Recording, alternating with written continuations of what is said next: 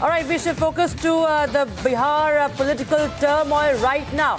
And this is a big development amid speculations of a change in Bihar politics. Sources suggest that once again Chief Minister Nitish Kumar is going to switch sides and his party JDU will form the government once again with the BJP. And now this comes amid huge speculations of his quitting the Indi bloc with months to go for the Lok Sabha elections. And a chain of events preceded this great turn of events in Bihar politics, which have also had an impact on the national politics as far as the general election is concerned. Remember, this is not the first time we've seen Nitish Kumar, flip-flopping. It's, of course, an understatement to even say a flip-flop because this is, this really causes ripples in the state and also, in the run-up to Lok Sabha elections. As far as the national politics is concerned, it was in 2013, remember, when JDU-BJP alliance had broken. 2015, we saw RJD-JDU uniting again. And then we saw what happened later on.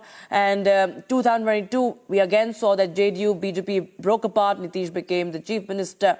2024, we are now seeing once again Nitish Kumar on the verge of quitting the Indi alliance. We have got to know, as per sources, top sources tell Republic TV, that Amit Shah has called for all NDA allies to meet at his residence in the national capital. So this is the big update we're getting in. There have been, of course, resentment and a lot of disappointment as far as Nitish Kumar is concerned in the alliance, in the scheme of things. So my colleague Prakash is joining us from Patna as he is tracking all the developments, keeping you ahead on this story. Prakash, tell us more details. There are some big development coming in.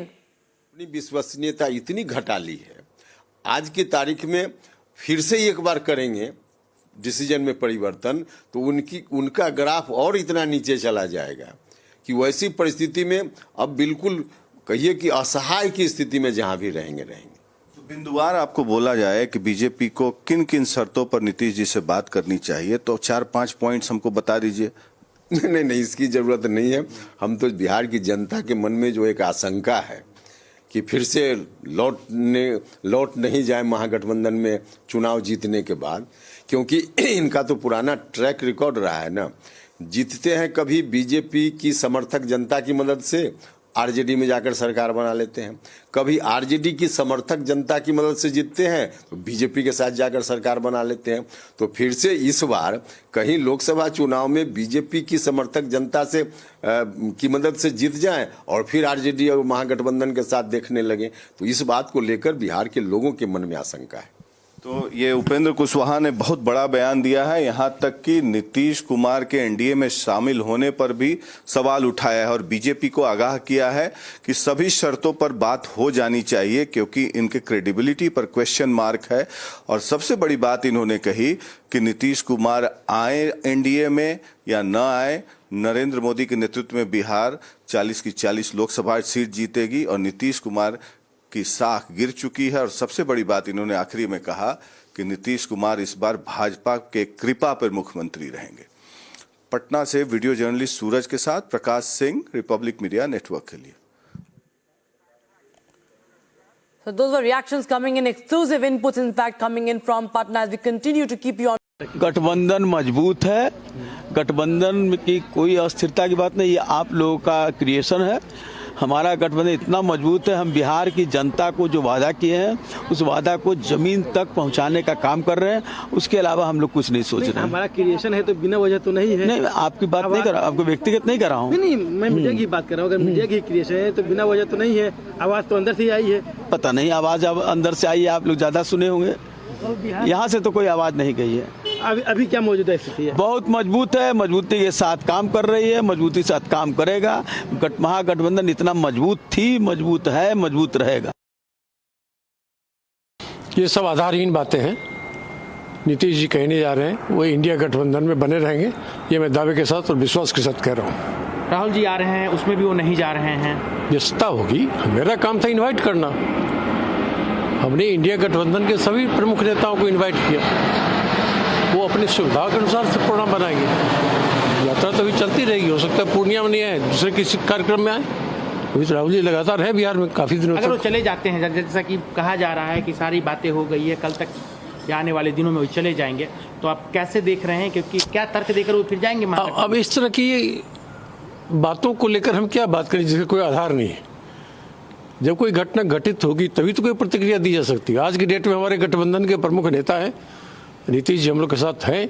उन्होंने India गठबंधन में को मजबूती देने का काम किया है और बीजेपी को सत्ता से बाहर करने का संकल्प लिया है। हमें उनके संकल्प पर भरोसा और विश्वास है।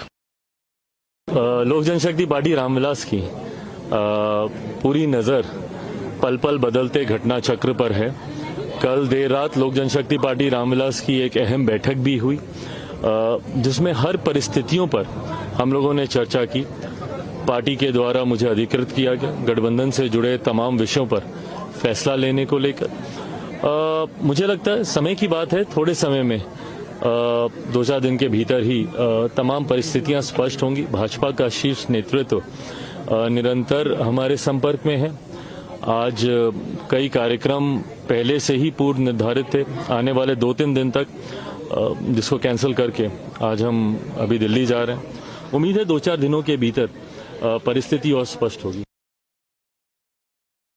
लोकसभा चुनाव की रणनीति पर विचार और जहाँ तक देखिए नीतीश कुमार या जदयू का सवाल है, तो राजनीति में हमेशा दरवाजा बंद नहीं करता है। तो दरवाजा बंद रहता, आवश्यकता पड़ने पर खुल भी सकता है। अब खुलेगा कि नहीं खुलेगा, क्या होगा ये मैं नहीं कर सकता हूँ। ये हमारा केंद्रीय नेतृत्व इन चीजों को तय करता है। तो जैसा मैंने कहा कि अगर दरवाजा बंद होता है तो राजनीति में दरवाजा खुलता भी है। बहुत बड़ा इशारा आप कर रहे हैं, दरवाजा खुल भी सकता है। और कार्य समिति की कल बैठक भी बुला ली गई है। सभी कैडर को, सभी लोगों को विश्वास में लेने की कोशिश चल रही है बीजेपी आलाकमान की तरफ से। कल पटना में प्रदेश कार्य समिति की बैठक बुला ली गई है अचानक।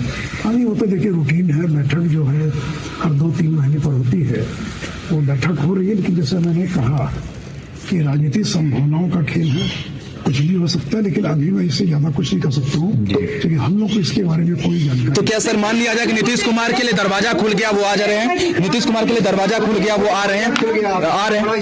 सर आप कर रहे हैं? आते हैं तो उसके प्रोस क्या होंगे, कॉन्स क्या होंगे? मैंने इतना ही कहा जी सर कि राजनीति में परमानेंट दरवाजा कभी बंद नहीं होता है। अगर दरवाजा बंद होता है तो खुलता भी है, और खुलता तो फिर बंद भी होता है। तो कब खुलेगा, कब बंद होगा, इन सारी चीजों के बारे में भी मैं कुछ नहीं। देखिए, बिहार की सियासत में जो ये उथल पुथल दिखाया जा रहा है, इसमें कोई दम नहीं है। हकीकत और सच्चाई ये है कि बिहार में नीतीश तेजस्वी की सरकार में सब ऑल इज वेल है, कहीं कुछ नहीं है। लेकिन कुछ विरोधी कुछ तत्व हैं। जब से सरकार बनी है 15 महीने से, तब से ही वो सरकार गिराने में लगे हैं। ये सरकार मजबूती से काम कर रही है, करते रहेगी। जनता की भलाई का काम हो रहा है। नीतीश तेजस्वी की सरकार ने 15 महीने में जो इतिहास रचा है, जो विश्व कीर्तिमान बनाया है, न कोई भुला सकता, न कोई मिटा सकता। नौकरी की भरमार हो, चाहे आरक्षण का दायरा हो, चाहे जाति जनगणना हो, चाहे गरीब परिवारों को 2 लाख रुपया मदद हो, ये सारे कई ऐतिहासिक फैसले नीतीश जी के नेतृत्व में, तेजस्वी यादव जी डिप्टी सीएम हैं, हुए हैं। और जनता की भलाई के लिए अगर काम हो रहा है, इसके बाद भी कोई कह रहा है सरकार गिरेगी, तो फिर जो भी परिस्थितियां होगी अब देखा जाएगा।